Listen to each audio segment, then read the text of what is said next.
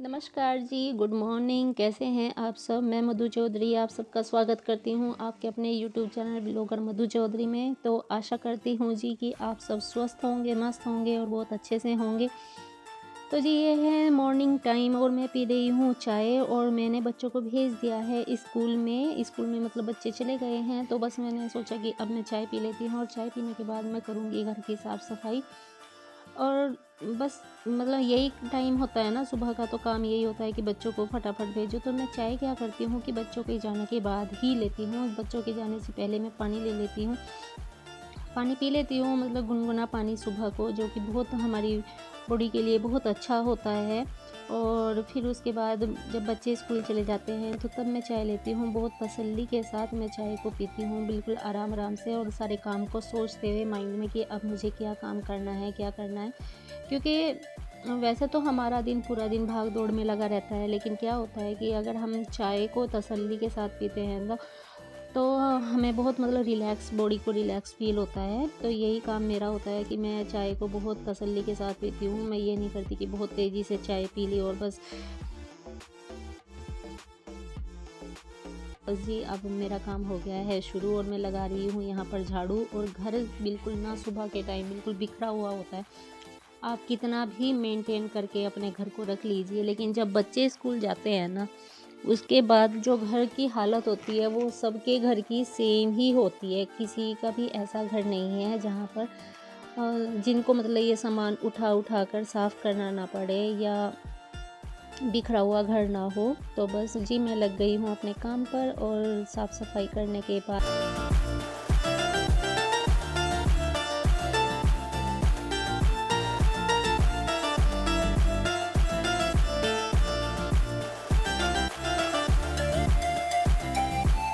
और साथ में खुशी लगी हुई है अपने कपड़ों को भी मेंटेन करने के लिए। वो भी कह रही थी कि आंटी मैंने बहुत सारे कपड़े ना बस ऐसे ही मतलब आती हूँ कोचिंग से और फिर इनको टांग देती हूँ, तो ये हैंग कर करके ना बस भीड़ हो गई है इकट्ठी। तो बस वो भी अपने कपड़े उठा रही है। तो देखिए मेरी और उसकी हम दोनों की बातें भी चल रही है साथ साथ और बस मैं काम पे भी लगी हुई हूँ।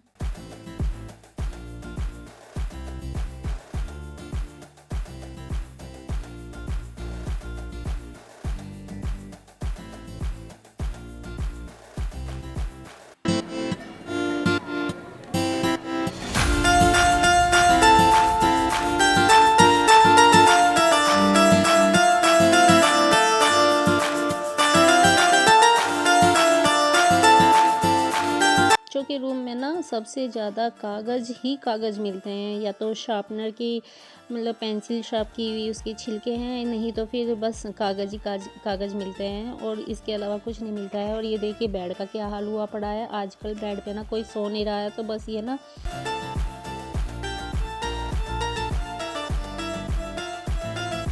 फ़िलहाल कोई नहीं सो रहा था, तो मतलब इस पे सामान ही सामान फैल गया। जैसे कपड़े तार से सूख के आए वो डाल दिए कि हल्के से गीले हैं, दोबारा फिर इनको रख धूप में डालना है। तो बस इस करके उस पे भीड़ मतलब बेड पे भीड़ इकट्ठी हो गई। और कुछ मैंने अलमीराज जो थी सब साफ़ की थी, उनका जो एक्स्ट्रा सामान था वो भी निकला हुआ था। तो मैंने सोचा कि अभी मतलब अब तो प्रॉपर सर्दी आ गई है, तो अब सारे कपड़े निकल चुके हैं बाहर।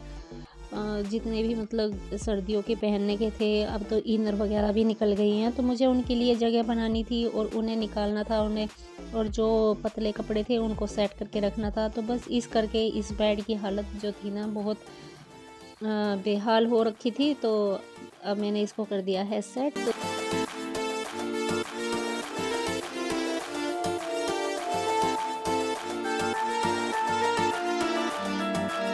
रजाई और बेडशीट और साथ में पिलोज़, कवर, इनका सेट था। और ये ना मेरी शादी का है, तो बस ये पहले तो ऐसे ही रखा रहा मतलब हमने थोड़ा बहुत कभी निकाल लिया, कोई गेस्ट आ गए तब निकाल लिया। तो बस इस बार ना मैंने इसको प्रॉपर ही बेड पे डाल दिया है कि मुझे ये अब ना बस अब मतलब अब नहीं इसको उठा के रखूँगी, अब तो बस इसे सर्दियों में यूज़ ही करना है।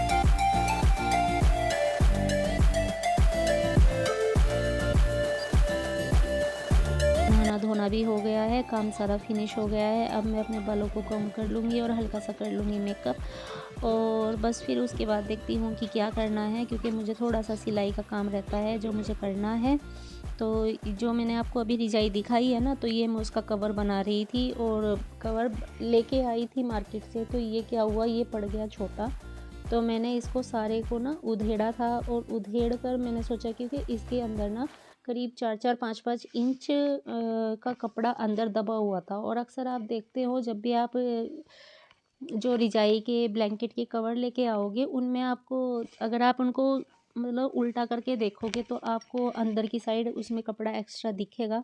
और तो जिस कपड़े पे मतलब जिस क्विल्ट पे या ब्लैंकेट पे हम कवर डालना चाह रहे हैं, वो उसमें प्रॉपर नहीं आता है, तो आप ये ट्रिक अपना सकते हैं। आप उसको उधेड़ कर दोबारा उस पे जिप वगैरह लगाकर, सिलाई लगाकर उसको अच्छे से कर सकते हैं। तो मैंने भी यही किया। तो करीब इसमें 5 से 6 इंच का कपड़ा जो था वो अंदर की साइड दबा हुआ था, क्योंकि क्योंकि ये चारों मतलब चारों कोनों चारों साइड देख लीजिए, और चारों साइड में अगर 3-3 इंच का भी है कपड़ा दबा हुआ, तो देखिए कितना बैठता है। तो बस मैंने सोचा कि क्यों ना मैं इसको उधेड़ कर दोबारा से और इस पे सिलाई लगा दूँगी। तो यहाँ मेरा ये काम चल रहा है, प्रोसेस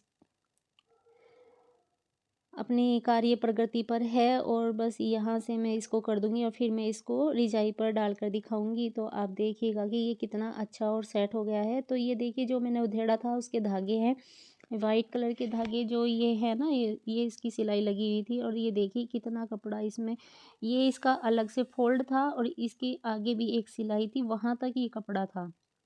मतलब ये अंदर ही बंद था इसमें, और ये वेस्ट ही था इतना सारा कपड़ा। तो बस मैंने सोचा कि क्यों ना मैं इसको उधेड़ लूँ, और जब भी मेरा मतलब ये यूज़फुल हो पाएगा, नहीं तो ये मेरे पास वेस्ट ही हो गया था, क्योंकि मैं इसको लास्ट 2 साल मतलब 2 साल पहले लेके आई थी, और ये अब तक ऐसे ही रखा कि अब कुछ करूँ, इसका कुछ करूँ। फिर मैंने एक बार सोचा कि चलो इसकी बेडशीट बना लेती हूँ, लेकिन ये पतला इतना था कि बेडशीट सिंगल रूप में नहीं चल पाती थी, कि भई ये सिंगल मैं इसको काट के 2 बेडशीट बना लेती, तो ये बहुत पतली पड़ रही थी, तो ये सही नहीं बैठ रहा था। तो बस मैंने सोचा कि क्या करूँ, अब मुझे कुछ समझ नहीं आ रहा था।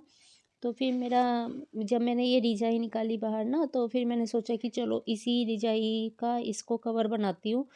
और तो मैंने इसको लगा के देखा, तो ये सही आ रही थी उधेड़-उधेड़ कर।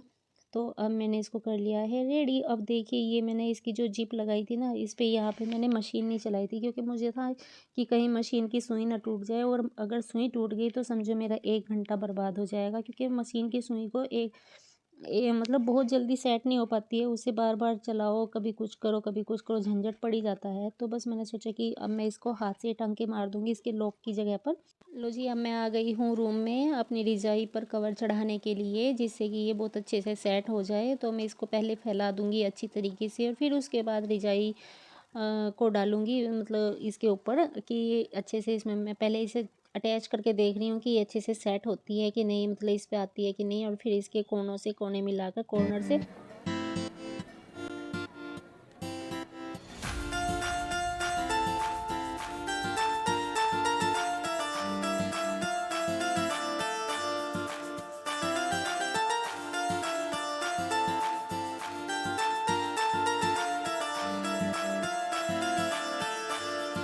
बहुत अच्छे से इसमें सेट हो गया है। अगर चाहो तो इसमें मैं मतलब चारों कोनों पे टाँके मार सकती हूँ, लेकिन मुझे नहीं लगता कि इसमें ज़रूरत है, क्योंकि ये बहुत अच्छे से इस पे एक मतलब आपस में ना चिपक गया है। जो ये कवर है और साथ में रज़ाई है, इनका दोनों का कपड़ा ना आपस आपस में बहुत अच्छे से सेट हो गया है। तो मुझे इसमें ज़रूरत नहीं पड़ी कि टाँके भरने की। हाँ, अगर भारी रज़ाइयाँ होती हैं ना, तो उनमें ज़रूरत पड़ जाती है कवर में टाँके मारने की, क्योंकि भारी तो होती हैं, वो नीचे को खिसक जाती हैं। और ये ना लाइट वेट है, क्योंकि ये चाइनीज़ रुई जो होती है, पॉलीफिल जिसको बोलते हैं, फाइबर कहते हैं, कि उनकी बनी हुई है। तो इस करके ये बहुत हल्की है, लाइट वेट है एकदम रज़ाई ना। तो इसमें मुझे प्रॉब्लम नहीं आई बिल्कुल भी, हल्का सा भी। और देखिए, अभी भी इसके टाँके रह गए हैं, जो धागा मतलब मैंने उधेड़ी थी, तो उसके वाइट कलर के धागे ना अभी भी रह गए हैं। चलिए, मैं कहा चलिए, तो धीरे-धीरे उतर जाएँगे, कोई बात नहीं। ये बन के रेडी हो गया है, जिससे मेरी रज़ाई अब मैली भी नहीं होगी। और हाँ, ये रज़ाई ना वॉशेबल है, मैं इसको आसानी से वॉशिंग मशीन में भी वॉश कर सकती हूँ। तो फिर भी मैंने सोचा कि क्यों ना इसका मैं कवर बना ही दूँ, तो ये थोड़ा सा और मोटी भी हो जाएगी। और मतलब इन कवरों से ना निवाज बहुत अच्छी आती है, जो मतलब जिस कंबल पे या रजाई पे हम चढ़ा देते हैं। तो ये मतलब बहुत निवाज वाले होते हैं, ठंडे नहीं लगते हैं। तो बस मैंने सोचा कि क्यों ना मैं इसको अच्छे से कवर अप कर ही दूँ। और ये मेरा हो गई है रजाई बड़ी अच्छे से कवर। और देखिए कितना अच्छा लुक आया है अब रजाई का और बेडशीट का।